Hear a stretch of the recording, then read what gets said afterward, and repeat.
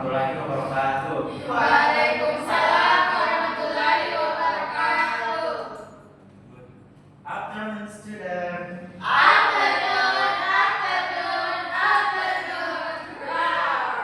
Oke, jadi dari sini Bapak akan menjelaskan materi tentang phonetics atau fonetik. Nah, jadi phonetics itu merupakan ilmu yang mempelajari suara bahasa manusia, bukan cuma bahasa Inggris, tapi semua bunyi yang kita hasilkan saat kita berbicara. Let's get material. Oke. Nah, yang pertama itu learning objectives. Nah, di slide ini ada merupakan tujuan pembelajaran kita. Yang pertama, kita akan memahami apa itu phonetics. Nah, yang kedua, kita akan menggunakan phonetics dan fonologi. Karena dua ini sering tertukar-tukar toh. Nah, yang ketiga, kita akan mengenal 3 cabang phonetics.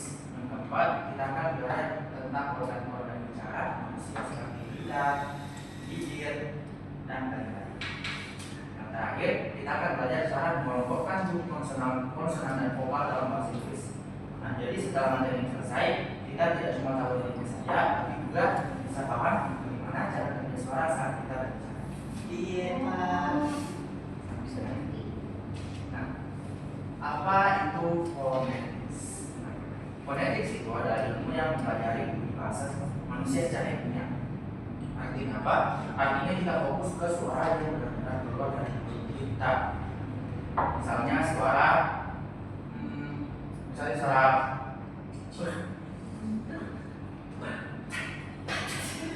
nah itu kita akan lihat bagaimana cara kita mengeluarkannya. Nah, jadi phonetics itu seperti kita membongkar bahasa dari bagian yang paling kecil yang disebut dengan bunyinya. Nah, ini sangat penting karena semua komunikasi lisan itu dimulai dengan suara manusia. Berikutnya, kenapa kita harus belajar phonetics? Yang pertama, supaya membantu kita untuk menjadi guru bahasa Inggris yang lebih baik. Kita bisa membantu siswa untuk memperbaiki pronunciation-nya mereka. Yang kedua, teaching skills. Jadi kita sendiri bisa berbicara bahasa Inggris dengan lebih natural, seperti native speaker, dan lebih jelas. Yang ketiga, listening comprehension.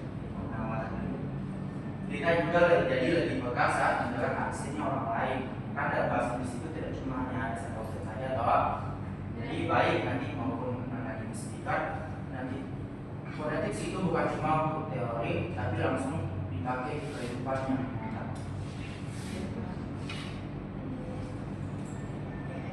Berikutnya, phonetics dan fonologi.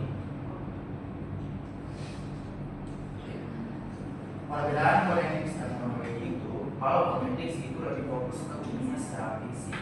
Misalnya bagaimana kita bergerak untuk mengucapkan suara. Sedangkan fonologi itu lebih ke aturan bahasa, bagaimana bunyi itu bisa dipakai dalam bahasa.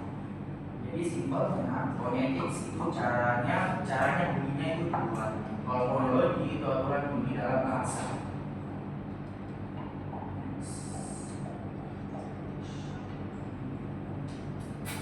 Next is branches of phonetics. Jadi ada 3 cabang phonetics di sini yang Bapak tampilkan. Yang pertama itu adalah artikulatory, yang kedua akustik, dan yang ketiga auditory. Yang membedakan ketiga ini adalah kalau artikulatory itu adalah merupakan cara kita menghasilkan suara memakai mulut, lidah, atau bibir. Kemudian yang kedua, akustik phonetics, yaitu bagaimana kita mempelajari suara sebagai gelombang seperti bertulis dan bicara. Yang ketiga, auditory phonetics, yaitu bagaimana telinga dan otak kita menangkap suara. Jadi bisa dibilang auditory itu berbicara, akustik itu suara yang berbicara, ya. Auditory itu mendengarkan.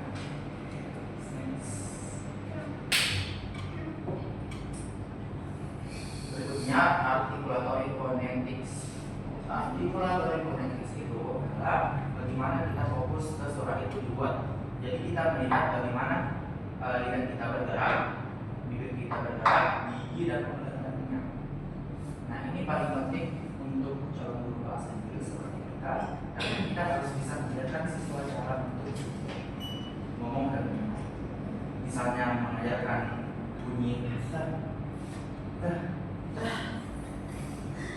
jadi kita harus menjelaskan bagaimana posisi lidahnya di mana. Ya, acoustic phonetics. Jadi acoustic phonetics itu fokus ke suara sebagai gelombang. Jadi bukan bunyinya, tapi suara yang berjalan di udara. Nah di sini kita bisa mengukur pitch kita, tinggi rendah suara kita dan durasi suara kita. Ya. Auditory phonetics. Nah, auditory phonetics ini kebalikannya dari artikulatory. Kalau yang artikulatory di mulut, kalau auditory ini itu datangnya dari telinga. Jadi bagaimana kita belajar mengetahui bahwa kaki kita itu mengenali suara. Misalnya, kenapa kita bisa membedakan suara i pendek dan i panjang walaupun katakan miring. Jadi ini penting untuk mengerti cara bisa memahami bahasa.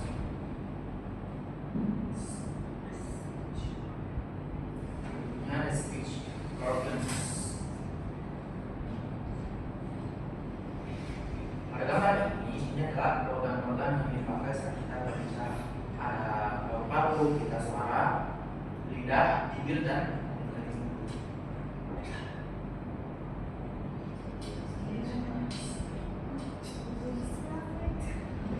it's speech project. Jadi bibir kita itu salah satu alat yang penting untuk berbicara. Jadi bibir itu bisa membentuk atau membentuk bulan. Nah, kalau dua bibir ketemu itu disebut dengan bilateralisme.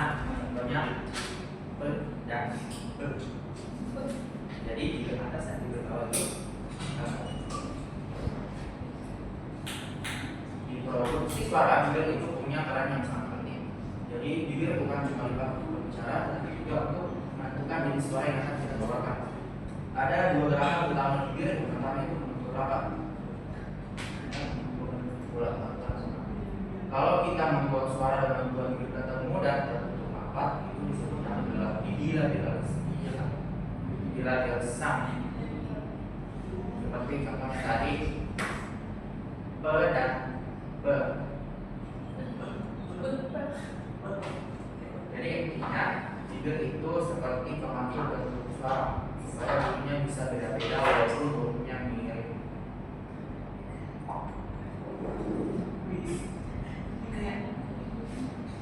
It and sound, gigi dan bibir. Produksi suara ada dua organ penting selain bibir, yaitu gigi dan lidah. Yang pertama lidah. Lidah itu adalah salah satu organ yang paling fleksibel di tubuh kita. Artinya lidah bisa bergerak ke depan, ke belakang, naik ke langit-langit mulut, bahkan menyentuh gigi. Karena itu lidah punya peran besar dalam membentuk suara. Contohnya ketika mengucapkan de dan de, ujung lidah itu menyentuh bagian belakang gigi atas. Yang kedua, gigi. Gigi fungsinya bukan cuma makan, tapi juga bantu menghambat atau mengontrol aliran udara saat kita berbicara.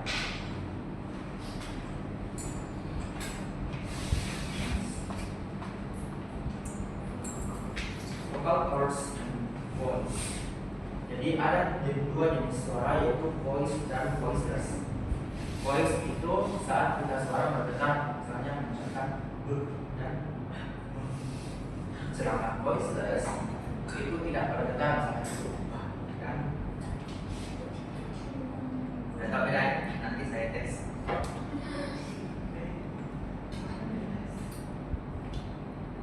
Next, English consonants. Konsonan dalam bahasa Inggris itu adalah suara yang kita bentuk ketika aliran udara terendam dalam mulut atau tenggorokan. Jadi bedanya konsonan dengan vokal itu, konsonan itu adalah suara yang kita bentuk ketika aliran udara terendam di dalam mulut atau tenggorokan. Jadi bedanya konsonan dan vokal, kalau vokal itu udaranya keluar dengan lancar, kalau konsonan udaranya kita tahan terlebih dahulu.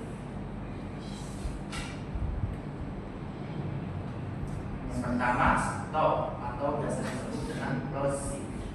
Jadi udara ditahan total terlebih dahulu di dalam mulut, lalu dilepas dengan tiba-tiba. Ya, empat. Yang kedua, nasal. Nasal adalah udara keluar lewat hidung, bukan mulut. Seperti bunyi dan Jadi kita rasakan seperti itu, seperti keluar lewat dari hidung, bukan dari hidung. Yang ketiga, fricative. Jadi fricative itu adalah udara keluar dari gesekan, jadi bunyinya seperti mendesis, seperti mengucapkan huruf S. So,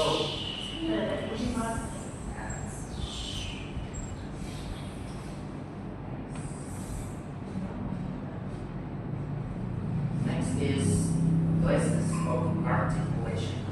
Jadi di fonetik, setiap bunyi itu terbentuk di tempat yang berbeda di dalam mulut. Nah, ini disebut dengan place of articulation. Jadi kita bisa menganggap mulut itu sebagai peta dan setiap suara punya lokasinya sendiri. Yang pertama itu ada bilabial. Bilabial itu adalah suara dibuat dari dua bibir yang ketemu. Seperti tadi bunyi b dan b dengan cara bibir tertutup dulu lalu dilepas. Kemudian yang kedua alveolar, suaranya dimana suaranya dibuat dengan hidung lidah dan itu dengan gigi belakang atas. Kemudian yang ketiga velar, suara dibuat di bagian belakang lidah dekat dengan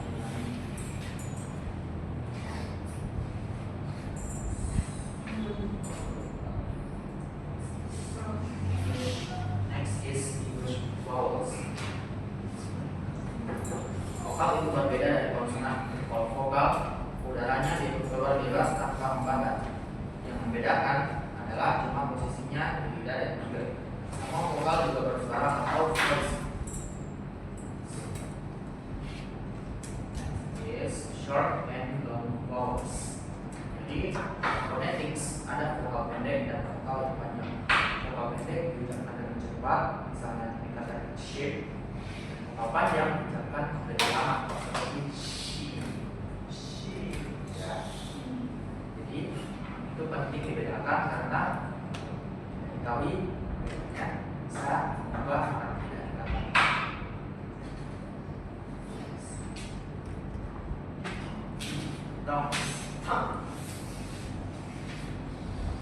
Jadi tones itu adalah gabungan dua vokal dalam satu suara.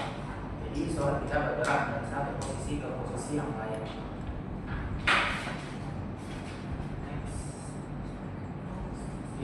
Intro to IPA. IPA itu adalah sistem untuk menulis bahasa. Karena sekali bahasa Inggris sering tidak sesuai dengan bunyinya.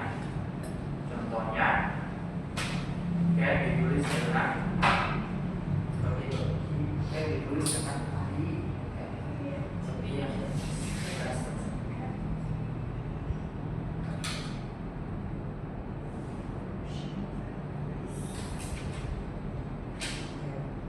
kesimpulan, phonetics itu penting untuk memahami cara kerja suara bahasa. Lidah adalah organ batin yang fleksibel dan perbedaan kata seperti dan shape itu ada di panjang vokalnya. Jadi dari semua materi yang kita bahas, kita bisa menyimpulkan bahwa suara dan bahasa Inggris itu tidak muncul dari sana, tapi dibentuk oleh kerjasama beberapa organ di dalam mulut dan tenggorokan. Intinya, setiap bunyi dalam bahasa Inggris pengaturan dan posisi kata itu dalam mulut. Dengan memahami ini, kita bisa jelas mengucapkan kata dan benar dan memahami cara kita pronunciasi. Itu Bapak akan mengenai sekalian satu-satu, yaitu tentang perbedaan bunyi yang bergetar dan tidak bergetar. Ada yang bisa kasih contoh? Fikra, bunyi yang bergetar dan yang tidak. Misalnya P sama B, bagaimana bedanya? Mana yang bergetar dan mana yang tidak? Yang bergetar itu bunyi. Ya.